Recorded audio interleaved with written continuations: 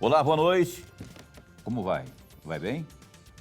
Eu espero honestamente que você esteja bem.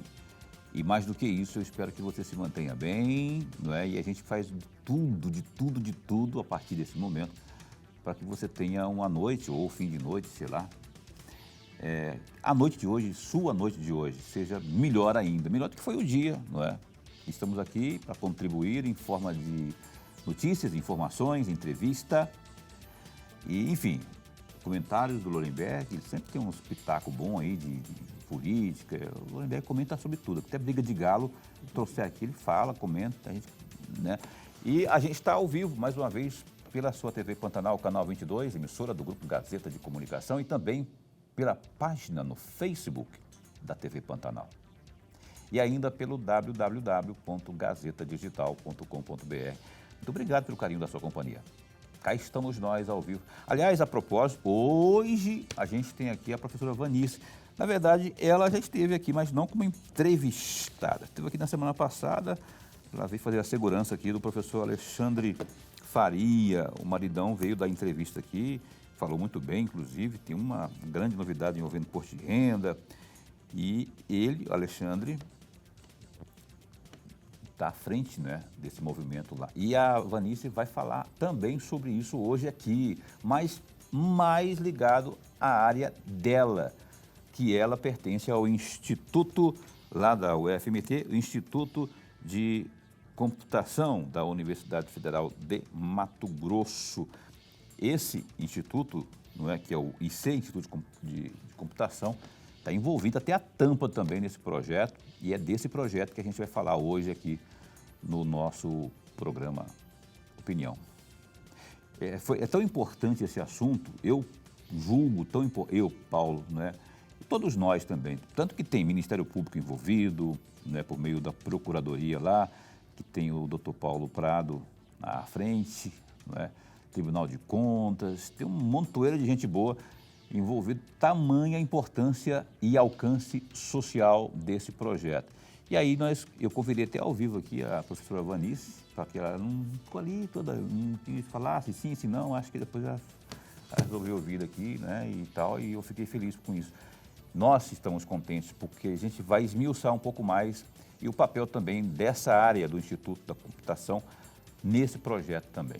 Professor Lorenberg, como vai? Bem, boa noite. Muito bem, Paulo. Boa noite, Paulo Coelho, e um grande abraço, mas um grande abraço mesmo a todos os nossos telespectadores, a razão maior do nosso programa. Rapaz, eu descobri uma coisa a seu respeito, Lorenberg, e eu não sabia, rapaz, olha só, eu lembrei agora, nem ia falar isso aqui ao vivo para o Brasil inteiro. O banco ali? Não, que você é vascaíno.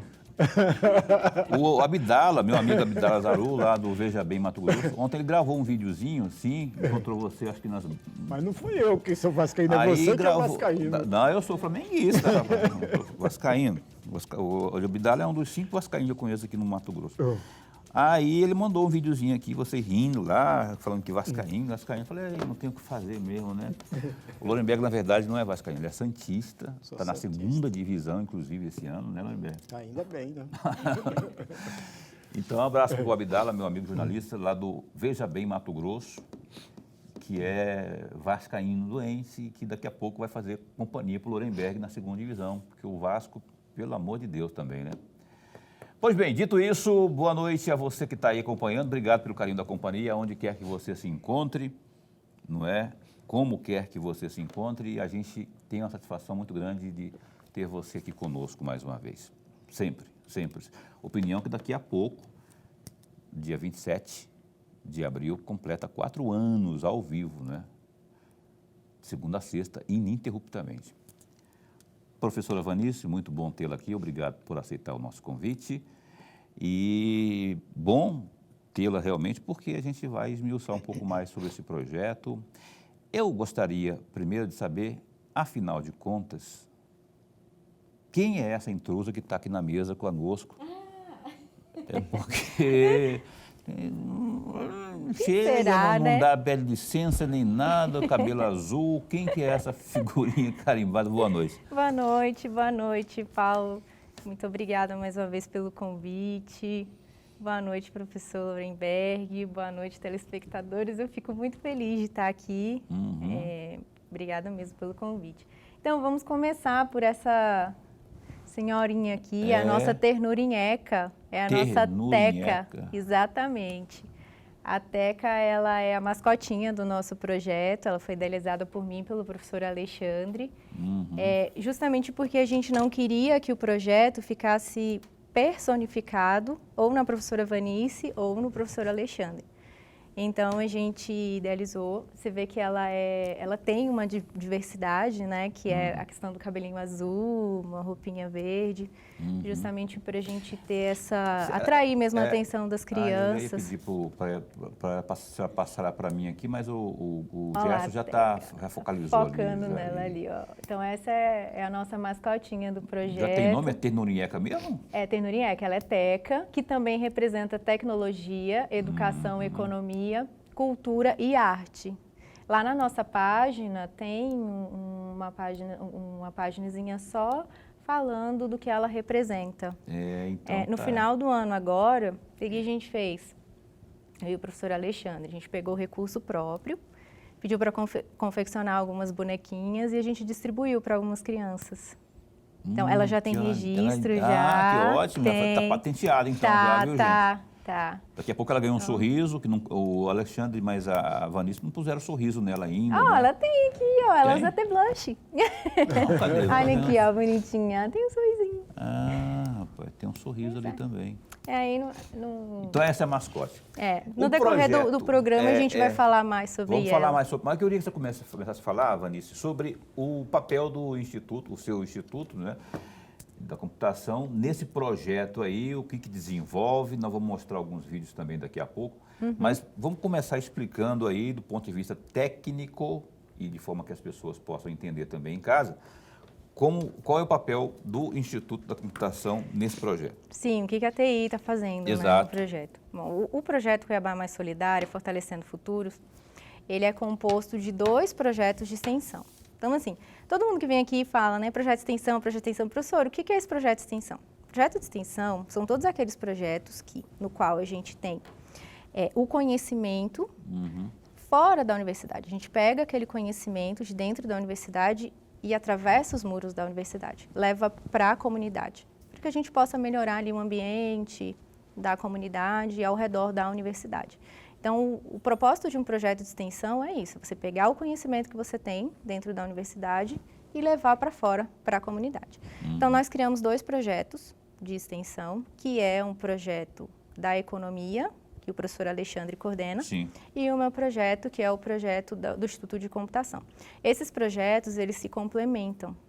Então, as ações que o professor Alexandre executa no projeto de economia, são diferentes das ações do projeto de computação, porém eles se complementam. Então, o que a gente faz? Basicamente, eles têm lá as ações que precisam ser executadas e a gente materializa essas ações. Então, no decorrer do programa, eu vou apresentar algumas coisas que a gente fez, também algumas coisas que estão em desenvolvimento. Entendi. E como essas ações que foram elaboradas no projeto do professor Alexandre contribuíram para o nosso projeto, para que a gente fizesse essa integração. Outro também, né? Exatamente. Como complementa o outro. Exatamente. O projeto geral, que é o Cuiabá Mais Solidária, ele tem um objetivo geral que é fomentar o fundo. Então, algumas coisas que eu vou apresentar aqui, como, por exemplo, o sistema, não tem a prerrogativa de fazer diretamente a gestão do fundo. Então, é bom a gente deixar claro desde o início que a UFMT, ela não faz gestão do fundo, ela não faz gestão do recurso, do dinheiro. O nosso projeto, ele tem a finalidade de fomentar o fundo, mas trabalhando na área meio, fornecendo ali um fortalecimento do Conselho de Direitos. A gente fez várias conversas com a presidente do Conselho, inclusive, Conselho Municipal de Direitos da Criança e do Adolescente, e a gente viu que antes da gente trabalhar lá na ponta, que é nas OSCs, nas organizações da sociedade civil, a gente precisava fortalecer esse meio. E aí o nosso projeto ele vem de encontro justamente a isso, a fortalecer esse meio. Então, tudo que a gente está desenvolvendo, criando, as ações que foram propostas, foi para fortalecer o Conselho de Direitos. Porque, veja bem, a gente está trabalhando e o professor está fazendo essa questão da conscientização e explicando para as pessoas que, na verdade, essa questão da contribuição existe desde 1990, é o artigo 260 do ECA, então, assim, não é nada de novo, mas muita gente responde para a gente que não conhecia. Outras pessoas respondem falando o seguinte, mas e aí, quem vai fazer a gestão do fundo? Como é que vai ficar esse dinheiro? Entendi. Hoje, na União, você tem a gestão desse dinheiro? Não tem. Esse dinheiro, quando você paga seu imposto, o governo federal decide o que ele vai fazer. E ninguém questiona, e está previsto no ECA que pode haver essa... Exatamente. Então, assim, o projeto do professor, ele vai de encontro a isso, a conscientizar as pessoas, a ensinar as pessoas como fazer, e o nosso é materializar isso. Professor Lorenberg. Professor, antes de mais nada, registrar a nossa alegria. É sempre bom, mas sempre bom mesmo tê-la aqui. Eu estou falando a segunda vez, porque a senhora esteve da vez passada em companhia do professor Alexandre, e nós conversamos em alguns momentos fora do ar. Né? Então é bom tê-la aqui mesmo. Obrigada. Professora, eu trouxe aqui 3 assuntos que eu gostaria muito de ouvi-la, até porque particularmente eu tenho interesse nesses assuntos. Mas o primeiro deles, evidentemente, é o que a senhora falava agora há pouco, que existem 2 projetos viabilizados pela Universidade Federal de Mato Grosso, pelo Instituto de Computação e pela Faculdade de Economia. Esses 2 projetos têm um objetivo comum, que é elevar a arrecadação do fundo, mas têm particularidades. A senhora acabou de falar das particularidades de cada um dos projetos. Mas a senhora e o professor Alexandre coordenam uma equipe de projeto composta por 13 pessoas, entre elas estudantes e técnicos. Embora eu estive olhando, 2 ou 3 desses técnicos são também graduandos, né? Então, é a equipe de 13 participantes dessa equipe toda. E aí que está a minha pergunta, professora. Qual é o papel dessa equipe de projeto e qual é o desempenho desses 13 participantes do grupo? Obrigada, Lorenberg. Você sabe que quando a gente faz um projeto de extensão, a gente tem que definir as ações. E essas ações, elas precisam estar intimamente ligadas ao que o departamento faz. No meu caso, as minhas ações, elas são ligadas intimamente com as ações de computação. Então, os alunos que lá estão, são alunos que vêm para contribuir e estão ligados a essa ação. Hoje eu tenho comigo, eu posso falar os nomes? Pode.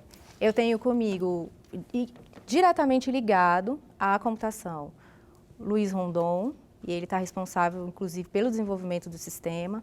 Eu tenho Vitor Guilherme, que está responsável pelo site, pela manutenção do site. Eu tenho a Giovana, a nossa Gigi, que ela está ligada exatamente à edição dos vídeos. E eu tenho o Pedro, que está ligado à parte de manutenção das nossas redes sociais. Quando a gente propôs o projeto, a gente pensou em tudo isso. Poxa, eu preciso ter um suporte de SECOM, e eu não tenho. Então, eu vou ter que criar uma ação disso dentro do meu projeto. Eu preciso ter um desenvolvimento de sistemas, então eu vou criar uma ação. Nisso, a gente consegue incorporar os alunos e o que eles aprendem em sala, eles conseguem transmitir para a sociedade por meio dessas ações. Estão entendendo? Todas as ações são coordenadas por mim. Eles não fazem nada sozinhos. Entendeu?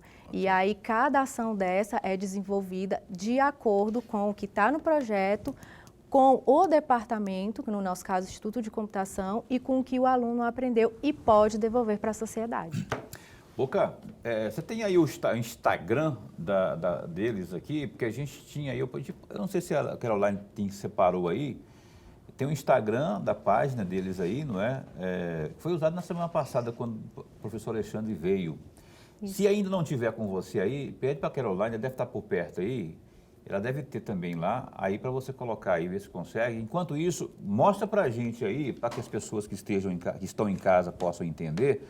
Vamos colocar o primeiro vídeo para a professora Vanice ainda explicar neste bloco ainda. Por favor, o primeiro, isso aí é uma imagem que eu não estou enxergando. O que é isso aí? É o SIGIA.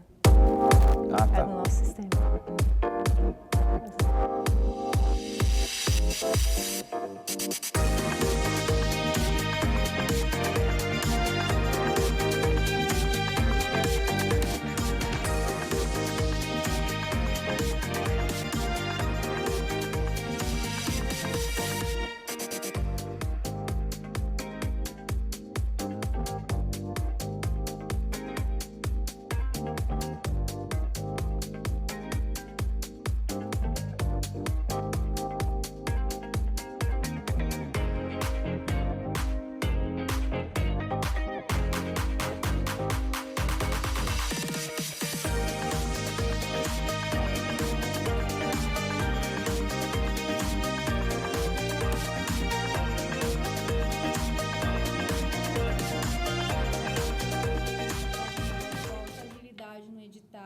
Sendo que tudo é manual.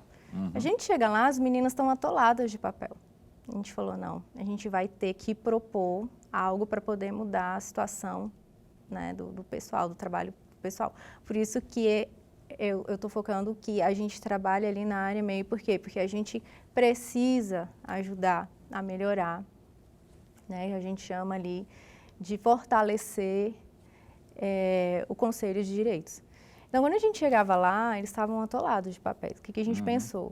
Vamos desenvolver um sistema para poder agilizar. E esse sistema é o SIGIA, né? É o SIGIA. Repete, por favor, o nome que significa SIGIA. SIGIA. É Sistema de Informação, de Gerenciamento e Garantia de Direitos da Infância e Adolescente. Então, esse é um nome provisório facilitou ainda. Bastante Isso. Inclusive, quem está desenvolvendo é o nosso aluno, que é o Luiz Rondon.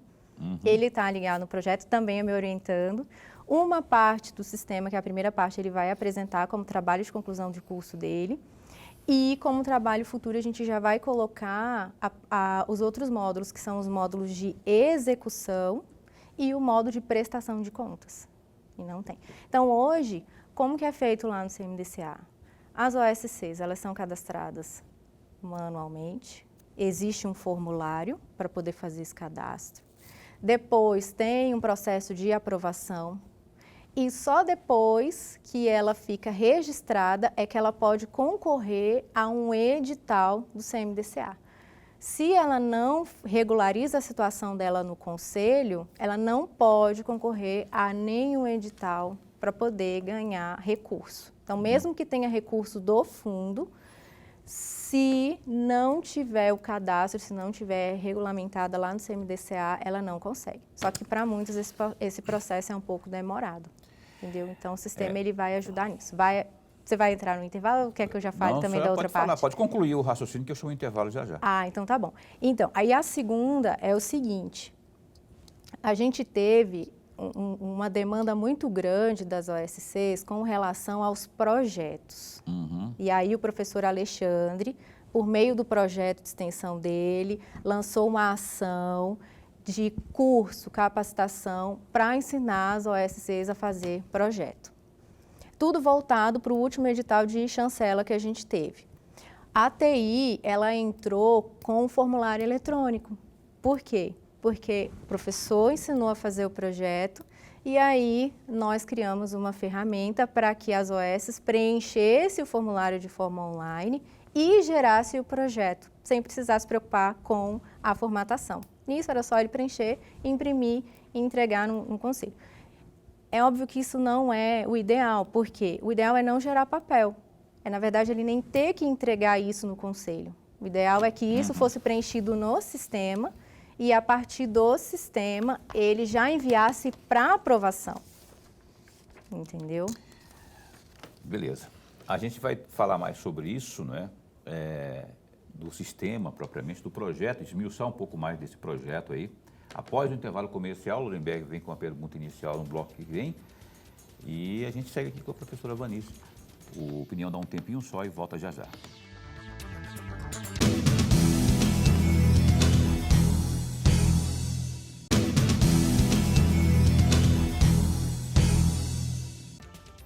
Pois bem, cá estamos de volta ao vivo, programa Opinião na sua TV Pantanal. Vamos correndo aqui para os destaques do Gazeta Digital. digital. Olha só,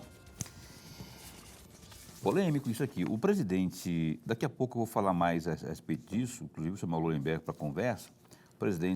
A presidente do União Brasil aqui em Cuiabá, a deputada federal Simona, a Gisela Simona, ela criticou os integrantes da bancada federal de Mato Grosso que votaram contra a prisão do deputado federal Chiquinho Brazão, que está sem partido, ele é do Rio de Janeiro. Ele é acusado de ser um dos mandantes do assassinato da vereadora Marielle Franco e o seu motorista, o Anderson Gomes, em 2018. Durante a entrevista ao Jornal do Meio-Dia, na TV Vila Real, Gisela, que votou favorável à detenção, ela afirmou que seria incoerente se posicionar diferente, ainda mais por se tratar de um assassinato de uma mulher negra e que defendia algumas bandeiras semelhantes às que ela defende.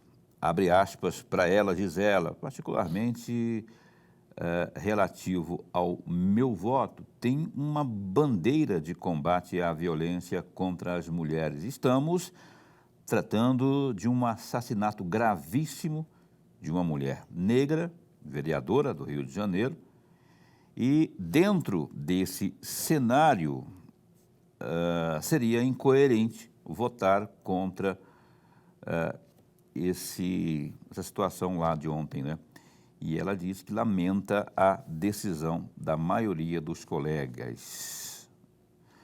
Ela afirmou isso nessa segunda-feira. A declaração de Gisela é mais uma das inúmeras críticas que os deputados federais Abílio Brunini, do PL, Coronel Assis, do União Brasil, Zé Medeiros, do PL, e as parlamentares Amália Barros e Coronel Fernanda, ambas do PL, vem sofrendo desde o fim da votação lá na Câmara. Outra notícia, não menos polêmica, é que o ministro da Justiça e Segurança Pública, o Ricardo Lewandowski, anunciou hoje, né, já no fim do dia, que o presidente Luiz Inácio Lula da Silva vai vetar um único ponto do projeto de lei que acaba com as saídas temporárias de presos em feriados e datas comemorativas. Durante entrevista à imprensa, realizada no Palácio do Planalto, o ministro adiantou que o presidente Lula vai vetar o trecho do projeto de lei que impede as saídas de presos em regime semiaberto para visitarem suas famílias. Segundo Lewandowski, o restante da lei será mantido. Aí ele fala, né? Entendemos que a proibição de visitas às famílias dos presos que já se encontram em regime semiaberto atenta contra valores fundamentais da Constituição, fecha aspas, justificou o glorioso, aí a fotinha dele aí, todo Lewandowski, ministro de Justiça e Segurança Pública. Lohrenberg, eu vou fazer um pedido para você, dar uma pincelada sobre essa aqui do Lewandowski, essa mais breve. Aí eu vou entrar na outra, que eu tenho uma perguntinha aqui específica para você sobre a primeira. Mas primeiro eu queria que você comentasse essa aqui desse posicionamento aí do Lewandowski, dando conta de que o Lula vai vetar um ponto aí desse projeto de lei. Paulo e amigo telespectador, veja, é tarefa, é prerrogativa do presidente da República, do governador do estado, do prefeito, o veto é prerrogativa dele. Mas a última palavra é sempre do legislativo. Então, o presidente veta, vai para o legislativo e o legislativo mantém o veto ou derruba o veto. É sempre a última palavra. Com relação à questão propriamente dita, eu particularmente acredito e defendo que o presidente Lula deve vetar, sim, um trecho da matéria. Por que razão, amigos?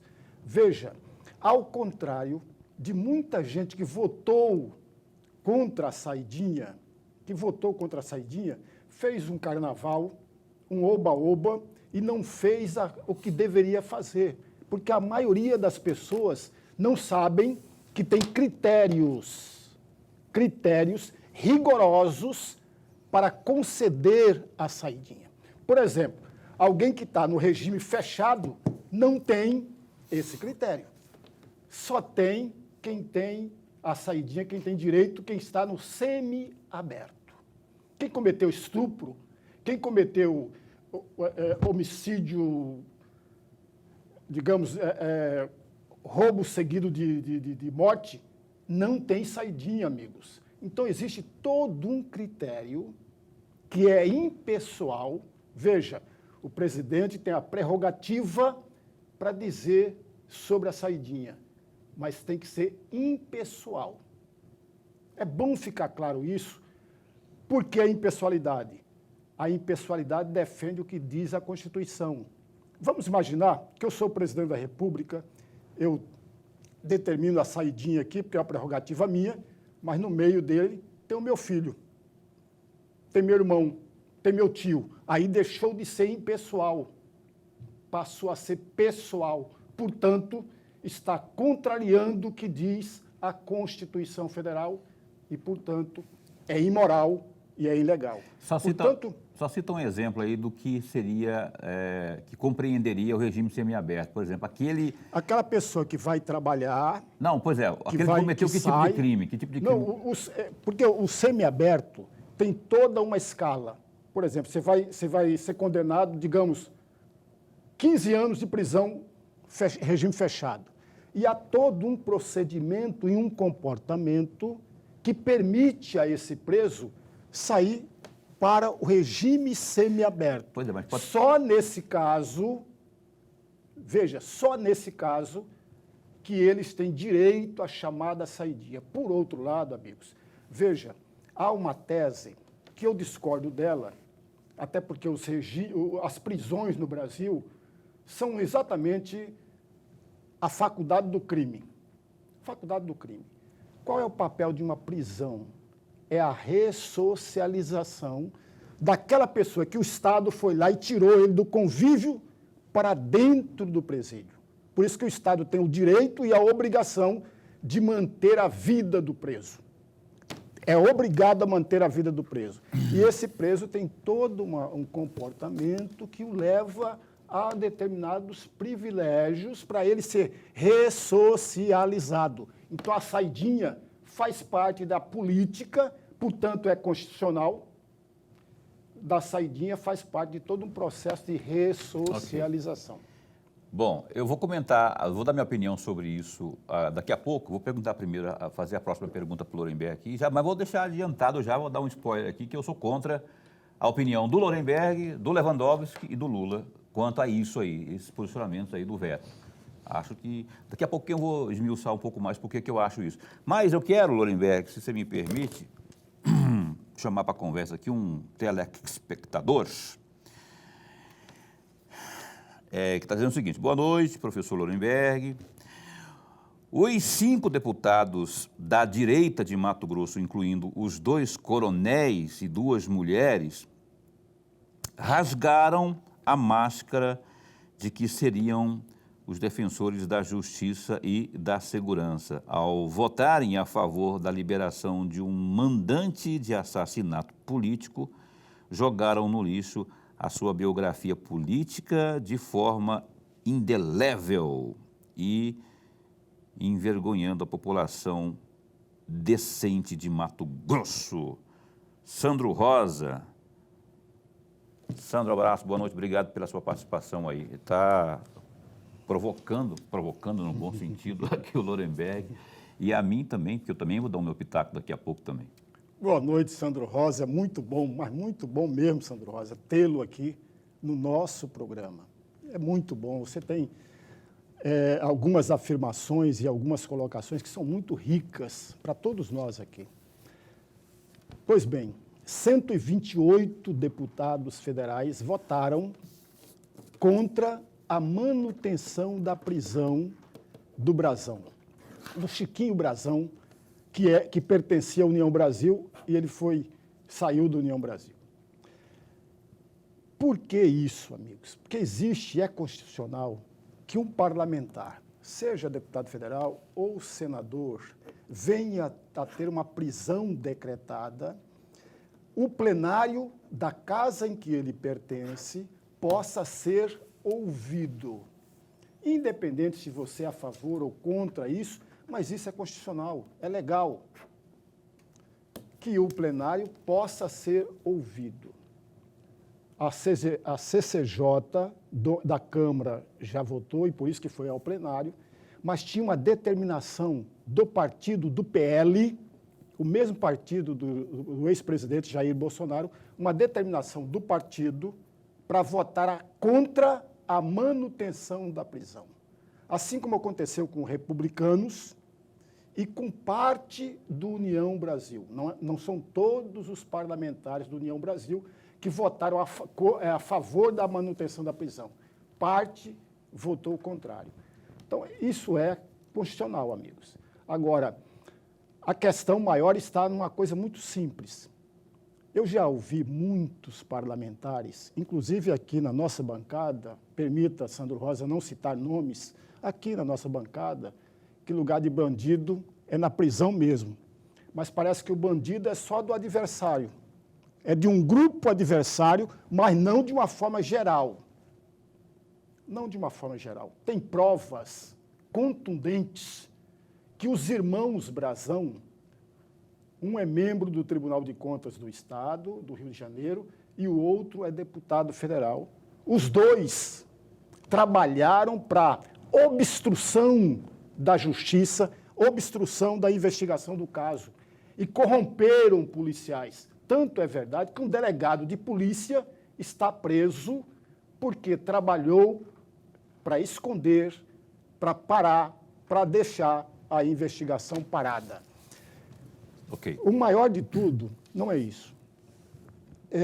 Uma parte do PL que tinha a determinação para votar contra a prisão estava no plenário. 28 parlamentares, não foi só do PL, não. 28 parlamentares estavam no plenário, estavam na sessão e não votaram. Se não vota, favorece a quê? A não prisão. Favorece a não prisão. É bem simples, ele não votou, mas está favorecendo a não prisão. 28 parlamentares, dos quais 7 do PL, 4 do União Brasil e o restante dos republicanos. Okay. Se manifestaram para não votar e ajudaram. Convenhamos, amigo Sandro Rosa, tem um crime. Esse crime, o criminoso, seja ele categoria for, tem que ser punido e não tem cabimento um plenário da Casa, da Câmara Federal, tão importante que todos nós temos, não venha defender a punição dos culpados e dos criminosos. Ok, obrigado, Sandro Rosa. Sandro Rosa pela participação aqui. Sandro Rosa, Lorenberg e Alves merecem todo o meu respeito. Contudo, entretanto, todavia, não se julgou, não se votou. Esses deputados citados aqui não votaram a favor da soltura ou da liberdade do Brazão, sei lá, esse cara que mandou matar aquela que não descansou em paz porque falaram à torta e à direita que quem tinha mandado era o Bolsonaro, não sei o quê, caiu por terra isso. O que foi votado ontem não foi em relação a isso, foi contra o posicionamento do senhor Alexandre de Moraes, porque, afinal de contas, existe... Aí que estão, Sandro, todo respeito, estão politizando a coisa. Existe o artigo 53, que faz parte do ordenamento ali, da mesa interna do Congresso, que dá ao deputado essa prerrogativa. No caso, o Brazão, que é deputado, é Brazão ou Frazão? Brazão. O Brazão deputado, precisa o trâmite tem que correr de acordo com o que está na cartilha, que é a legislação interna lá, ordenamento jurídico lá. Sabe como? Igual ao que aconteceu com a Flor de Lis, que queimou o nome de uma música que eu adoro, do Djavan, a deputada que mandou matar o marido lá no Rio de Janeiro. Ela já tinha todas as provas, até mais cabais do que essas agora, envolvendo o caso da Marielle. Entretanto, esperou-se o trâmite total de tudo, da justiça, polícia, justiça, quando culminou-se com a afirmação de que ela realmente foi a mandante, a Câmara agiu. De que forma? Caçando-a. E depois ela foi presa. Então, é isso. Porque, senão, se eles fazem isso, se os deputados aqui citados fazem o contrário do que fizeram, aí eles estão corroborando, inclusive com aquilo que aconteceu com Daniel Silveira, por exemplo, se atropelou ao que está escrito no artigo 53 da Constituição. Todo deputado é inimputável por tudo que você fala, tudo que você diz. São interpretações que são colocadas que precisam, pelo menos, serem ditas. É o que eu estou falando aqui e é naquilo que eu acredito. Eu respeito o que o Lorenberg colocou. E eles são, esses que você falaram, que foram citados aqui, são a favor que esse rapaz, o Brazão, apodreça na cadeia. Ninguém tem dúvida disso. Só que eles não estão querendo atropelar, porque senão hoje é o Brazão, amanhã pode ser qualquer um, inclusive da esquerda, da direita. Então, há que se colocar ordem. Se existe um ordenamento, que se siga. E ele está escrito, explícito, em letras garrafais, na Constituição. Então, ou se cumpre a Constituição, ou então se rasgue, mais que os ministros do Supremo Tribunal Federal já fizeram ao longo dos últimos anos, não é? E aí eu vou fazer o último pitaco aqui, porque na primeira notícia que nós demos aqui, que eu falei que ia dar um pitaco também, sobre a saidinha, balela, essa coisa de, vetou um ponto, não sei o quê. Rapaz, olha só, por que vocês não usam um pouquinho da empatia? Empatia é se colocar no lugar do outro. Por que vocês não se preocupam com a vítima ou a família da vítima? Saidinha, não sei o que, visitar mamãe, papai, da mãe, do pai. Cara, isso é absurdo. Isso é um absurdo. É o governo Lula, é o Lula, ao vetar de fato esse ponto aí, dizendo assim, não, eles são dos nossos, é uma espécie de, não vamos afagar, vamos passar a mão na cabeça de bandido. Isso não se pode malear, flexibilizar. E não acho pouco ainda, esse negócio de flexibilizar. Essa é a minha opinião. Entretanto, o Sandro Rosa e Lorenberg, quem quer que pense também de forma contrária, eu respeito. A democracia, ainda o resto que tem dela, é bom por causa disso, que a gente pode discordar aqui e tal. E olha que eu não sou operador de direito e nem professor de direito. Esse aqui é professor de direito, provavelmente você conhece mais direito que eu, mas eu especulo, eu leio.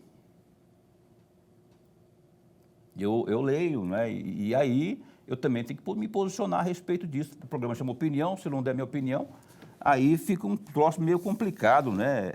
Mas assim, eu acho que o negócio vale a discussão, só que temos que usar da empatia, se colocar no lugar do outro. Pensa na família de alguém que teve foi vítima de algum tipo de crime, seja ele roubo ou qualquer coisa mais grave aí, o cara recebeu bonitão lá, o direito de ir visitar os pais, não sei o quê, Van Hoffen matou, sabe? Nada disso, gente. Vamos colocar seriedade nisso aí. É como diria o Bolsonaro, né? Odiado por alguns falam assim, ele dizia assim lá, na época que era meio porra louca da vida, falava assim, é só não matar, não roubar, não estuprar, que não vai para lá. Poxa, ele falou outra palavra, falar poxa. Então, o que eu penso é isso, a respeito dessas coisas aí, dos dois assuntos aqui. Me perdoem por estar discordando aqui e tal. E é isso aí. Vou mandar um abraço para o senhor Francisco Cunha, está em Brasília. Ele é pai da Vanice, que é Francisco Cunha, né? Seu pai, né? É meu pai. Está assistindo lá? Está assistindo a gente. Um abraço aí. Está lá em Brasília, na cidade satélite de Guará. Aquele abraço para o seu Francisco. Dos guaraenses. Também conhecido como sogro ali do glorioso Alexandre. Abração aí para sua mãe também, que é a Terezinha. Dona Terezinha também. Francisco e Terezinha, né? Obrigado para vocês, um abraço. Parabéns pela estupenda filha que vocês têm aí, viu? Ela é uma pessoa muito dedicada, muito aplicada. E Alexandre que o diga, que está aqui também no estúdio. Eu vou ter que ir para o intervalo comercial, não vou nem provocar pergunta aqui, porque senão ela vai ter que estender aqui. Como é bem rapidão, 1 minuto, a gente já retoma aqui o programa Opinião desta noite.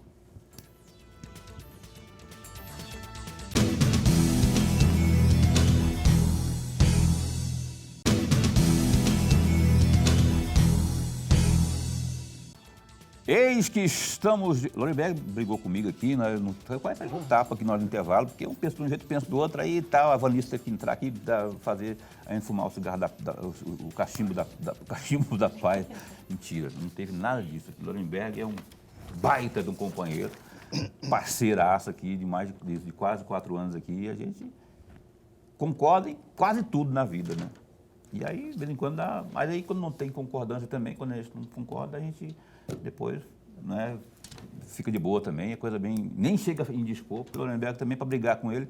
Para tirar o Lorenberg do sério, cara, é difícil. 4 anos eu nunca consegui tirar o Lorenberg do sério aqui. E olha que eu tentei já, né? Teve um vereador que veio aqui uma vez aqui, que o Lorenberg mandou calar a boca, no ar. Não foi não. Cala a boca! Você falou... Mas fora do ar. Não, foi no ar, rapaz. Não. Vou pedir para a produção trazer. Pega aí o Dilemário, numa discussão que teve aqui, na segunda vez que o Dilemário veio aqui, que você falou assim... Não foi no ar, fica não. Quieto, foi fora do ar. Assim. Foi fora do ar? Foi fora do ar. Não lembro. Então, isso eu não posso teimar contigo, porque eu não tenho certeza. Foi fora do ar. Ô, Boca, tem aí... Coloca mais vídeos aí lá do Instituto de Computação da UFMT para a professora Vanice, que é nossa convidada, comentar aqui, por favor. O de joguinho da Teca. Tem áudio? Tem. Tá sem áudio. Tá sem áudio? Você pode ir explicando aí, por favor, professora, que vídeo que é esse aí? Que joguinho que é esse aí? Então, esse daí é um joguinho lúdico. É o joguinho da Teca, nossa bonequinha, nossa mascotinha. A ideia desse jogo é, primeiro, classificação livre para as crianças. Uhum. Segundo, a gente possa incorporar dentro do jogo os princípios do ECA. Porque hoje a criança, ela não sabe quais são os direitos dela. A gente percebeu que algumas crianças têm o seu direito ferido e ela não entende, ela não sabe. Então, a ideia é que a gente incorpore as prerrogativas do ECA dentro desse jogo e distribua gratuitamente para as crianças. Ele está em fase ainda de construção, ele está sendo desenvolvido também por uma aluna nossa, que é a Amanda. É a Amandinha, e inclusive ela fez uma disciplina comigo que foi Sistemas Multimídia, e ela gostou muito dessa questão de produção de jogos. E aí a gente convidou para o projeto para que ela possa trabalhar com essa parte. Tequinha, né? Qual que é o nome a dela Tequinha, mesmo? Teca. Teca. A nossa Teca. Tá certo. Tem um outro vídeo também, salvo engano, se tiver, pode colocar na sequência aí, porque aí a gente já mata todos os Paulos Coelhos com a paulada só. Esse aí é o quê? Esse daí é o painel do fundo. Esse painel ele foi feito para que as pessoas possam ver e dar a transparência do valor que tem no fundo, quanto foi de doação durante o período de 2017 até o ano passado, o que foi gasto e como foi gasto. Esse painel ele foi produzido com uma ferramenta de BI, que é o nosso Business Intelligence, e ele só não está disponível no nosso site por questões mesmo dos direitos do programa que a gente utilizou. Porque a gente usou o Power BI da Microsoft e a gente não tinha essa licença para colocar disponível ali para todo mundo. Né? Mas a gente já está resolvendo isso e em breve ele vai estar lá no site. Para que as pessoas tenham essa visão de quanto foi arrecadado, onde está gastando, como está gastando. Embora a gente não tenha uma gestão do fundo, é interessante que a gente apresente isso para a sociedade para que as pessoas vejam e tenham transparência de onde está vindo esse dinheiro, para onde vai, e se de fato está sendo aplicado para o objeto, que são os projetos das OSCs. Caroline, você conseguiu aí, o Boca conseguiu aí o Instagram? Eu tinha pedido isso lá, não sei se foi conseguido. Lá, é esse aí, mesmo. não é? É esse mesmo. Você pode repetir Instagram lá, que eu estou enxergando que é uma beleza daqui. É o proj_CMDCA_Cuiabá. Isso mesmo. Tá. E lá tem tudo também, né? Tem os vídeos informativos. O Alexandre explicou da outra vez, que o seu marido explicou aqui da outra vez, e lá tem tudo. Tem uns vídeos informativos, a gente tem feito, inclusive, vários banners para conscientizar, explicar para as pessoas. Tem, inclusive, o link para direcionar para o site. O nosso site, ele foi incorporado ali um chatbot, que é a Teca Responde, onde, quando as pessoas têm dúvida, pode colocar ali no chat que ele vai responder. Qualquer dúvida. Ali é o site, né? Isso, esse é o site. Esse é o site. Então, tem um site aí e tem um Instagram também. Isso. Aí, isso aí. Isso, esse é o Instagram, e aquele lá é o site. Aí tem um chatbot. Se as pessoas tiverem dúvida, podem colocar suas dúvidas lá. E a Teca responde direitinho. No caso do site, já se chama Lorenberg já, só para explicar essa parte aqui. No caso do site, aquela tese inicial que motivou o projeto, inclusive, que é a pessoa poder, aquilo que está previsto no ECA, que é o Estatuto da Criança e do Adolescente, destinar, carimbar ali uma doação, não é, do seu imposto de renda, 2%? Como que é? São 3%. 3%. Isso, 3% na hora do ajuste. Durante o ano calendário, 6%. Isso está explicado no site. Tá explicado. Inclusive, assim que a gente saiu daqui, a gente já incluiu um tutorial mostrando para as pessoas como ela faz a destinação na hora da declaração. Então, é porque assim, muita gente também faz a declaração com o contador. E é até mais fácil, porque é só você falar para o contador, olha, esse ano eu quero destinar. E ele vai falar, tá bom. É simples assim, ó, um clique. Tá. Gente, é muito simples. Eu sei e eu posso falar porque eu fiz. E eu já fiz a minha declaração, eu já fiz a minha destinação, gerou uma DAF, eu paguei. No meu caso, eu vou ter imposto a restituir. Então, do que eu paguei, eu ainda vou receber um jurozinho referente à Selic. Então, eu já calculei tudo isso. Olha só que maravilha. Então, vou ajudar o fundo e ainda vou receber um dinheirinho. E vai ajudar o próximo, né? Vai ajudar o fundo, as crianças, no caso, né?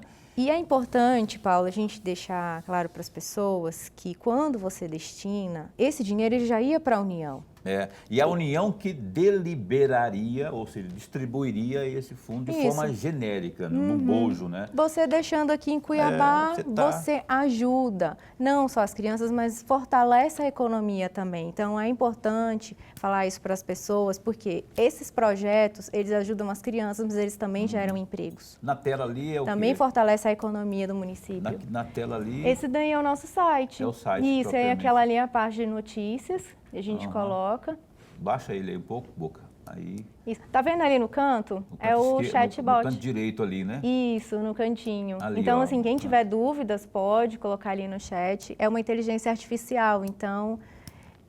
vai ter sempre uma resposta sempre. ali, Então, tudo que está no site, dúvidas de como doar, como fazer para doar, a porcentagem... Tudo. Que ótimo. Olha só, isso é show de bola. Eu estou encantado com essa iniciativa feita por vocês aqui.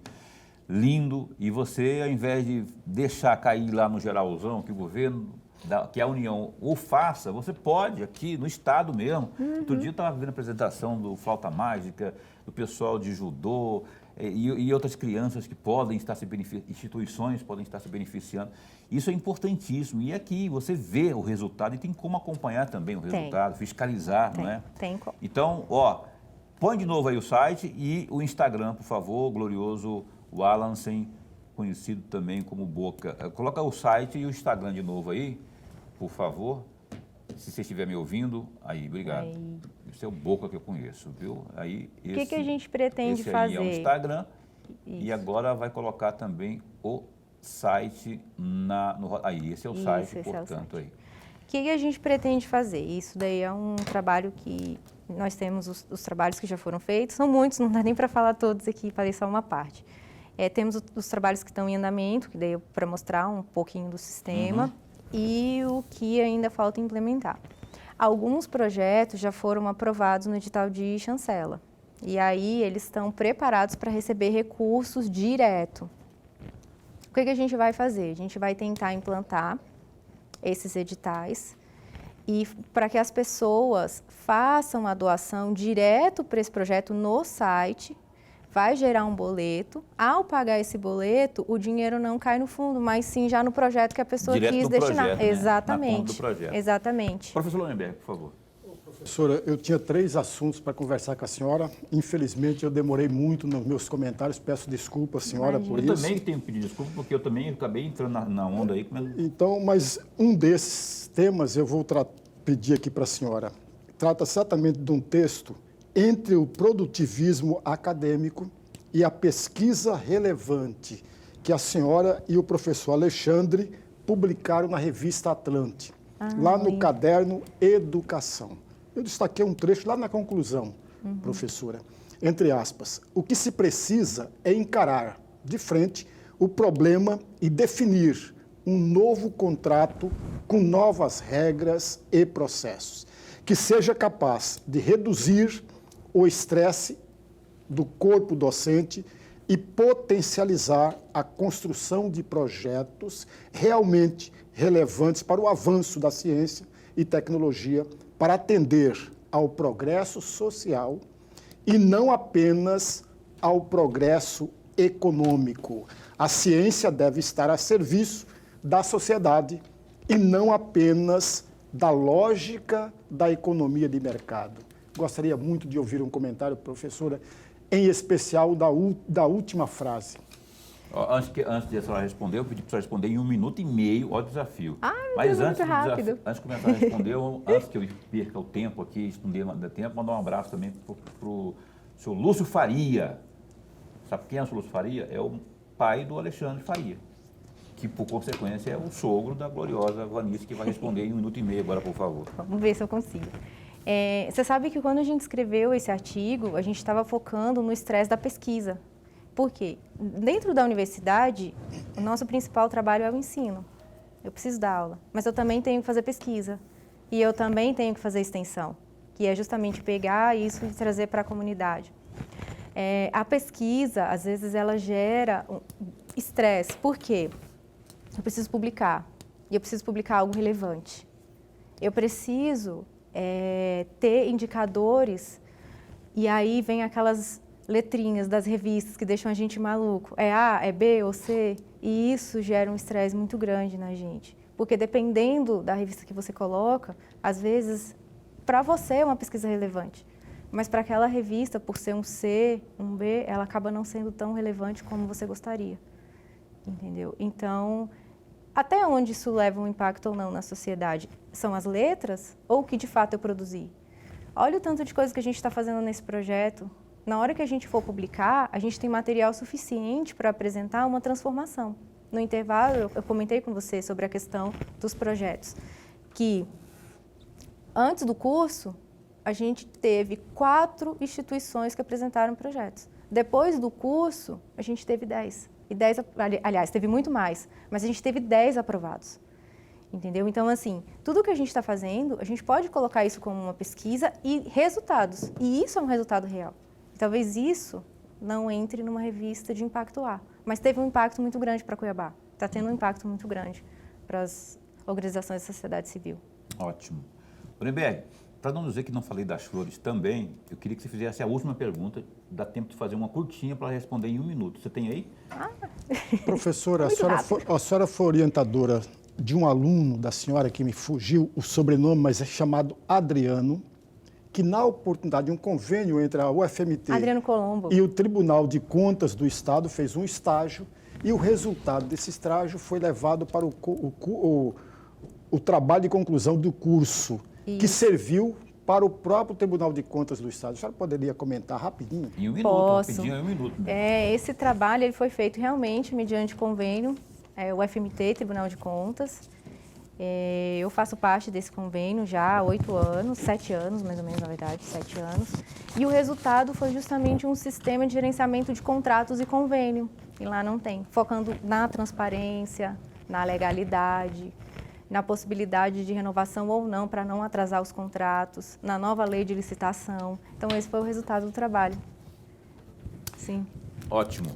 Olha só, agradeço de verdade, de coração, verdade, adorei esse bate-papo, porque traz um assunto aqui, que já foi trazido semana passada, que é esse projeto importantíssimo. Aí tem até a camisa dela, abre. Olha aqui, eu vim com a camisinha. Aí, ó.